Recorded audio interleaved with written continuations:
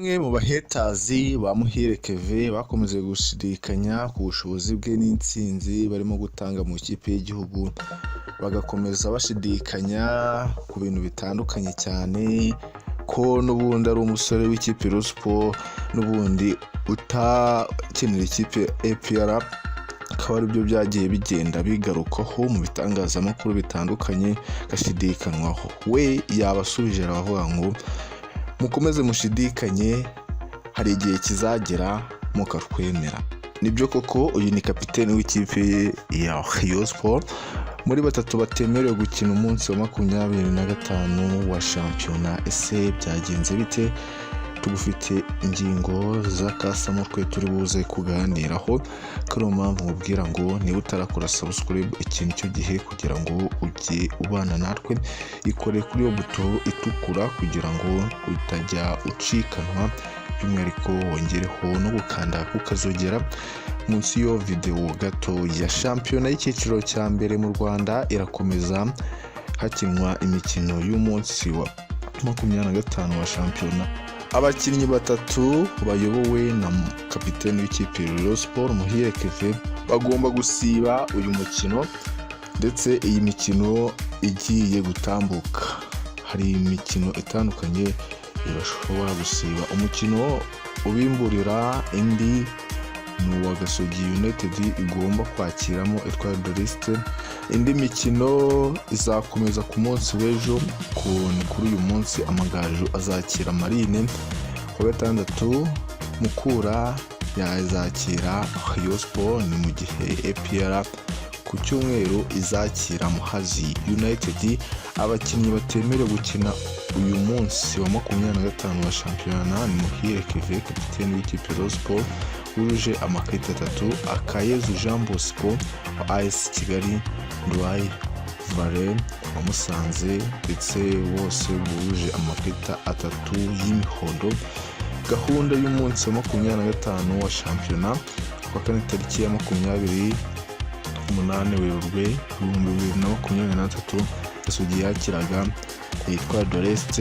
Ku gatanu tariki ya 29 Werurwe uyu munsi Amagaju arakira Marine FC. Ku gatandatu tariki ya 30 Werurwe 2024 Mukura irakira Rayon Sport, Gorilla nayo yakire Police FC, Kiyovu Sport yakire Musanze FC.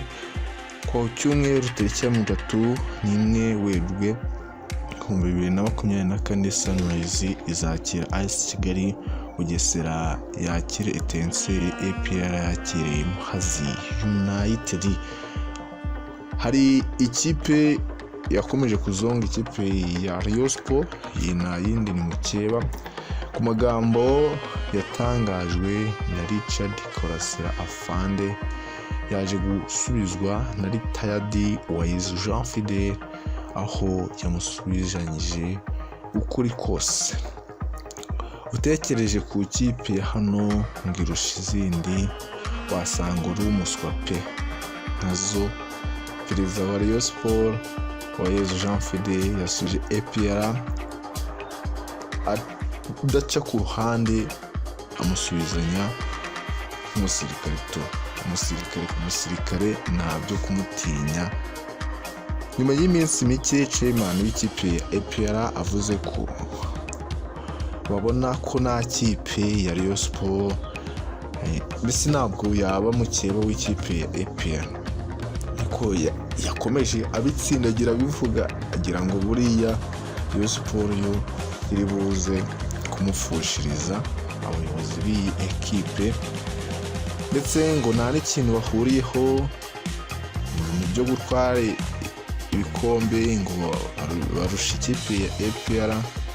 Byatumye Wise Jean Fidel uyobora Gikundiro nawe amusubije yarakaye cyane. Wise Jean Fidel yavuze ko kubaka Rayon Sport bareba urwego nyafurika, batareba urwego rwo hasi rwo mu Rwanda, ko dukombe twarata two mu Rwanda arifo. Ati ingingo ya mbere yaje akubita uyu Richard Piramide yabakubise ibitego bingahe mwewe muri ku rwego rwo mu Rwanda, twe turi ku rwego rwa Afurika, ni bande bageze mu matsinda tayari iyo ngingo ihita imuhabya. Yagize ati wabivuze afite ikibazo cyo mu mutwe, sinabyumvisha neza ko yamanje yatekereza ikipe ya APR nubwo dukina mubona ko atari ikipe n'ubundi iri ku rwego rw'ikipe ya Rayon Sports, iri hasi. Yakomeje avuga ko icyerekezo ikipe ya APR ifite nta gihuriye n'ikipe ya Rayon Sports. Ubona no ku rwego rw'abakinnyi ikipe ya APR iyubaka, ubona ntabwo ari ku rwego rw'ikipe ya Rayon Sports. Muzi abakinnyi ikipe ya Rayon Sports ifite, iyo bagiye kubagereranya n'ikipe ya APR usanga bari hasi. Ahubwo ikibazo ikipe ya APR ifite yuko ngo tumwe mu dukombe bagiye batwara bari kwiratana bagiye barkwiba ku mugaragaro. Muzi ibyo yakoze, yaroze abayovu n'ibindi byose byagiye bigaragara, haba kwiba mu buryo bw'ibisifurire. Ikipe ya APR irayoboye cyane kuko ishobora kuba ari iya mbere n'ubundi yishura abasifuzi amafaranga bakananirwa kuyagura abakinnyi, ahubwo bakishura abasifuzi. Ibi byatangiye kugaragara. Muzi wa musifuzi wigeze gusifurira ikipe ya Rayon Sports akayiba mu buryo bukomeye bugaca agasifura ikipe ya APR, ndetse hakaza no gucicikana amafoto yambaye umwenda wa APR. Ubwo bivuze ko kuva kera yahoze ayifana ndetse anafite ihuriro ahuriyeho n'ikipe ya APR. Ibi byababaje abareyo, ndetse urumva ko ibikombe hafi ya byose nta wakwitwara ibikombe 5 byikurikiranye n'akantu ushiramo pe, nta byapfa gukunda, byagorana cyane. Hano mu Rwanda ubona ko n'intwaro baba bafite ziba ziri hasi.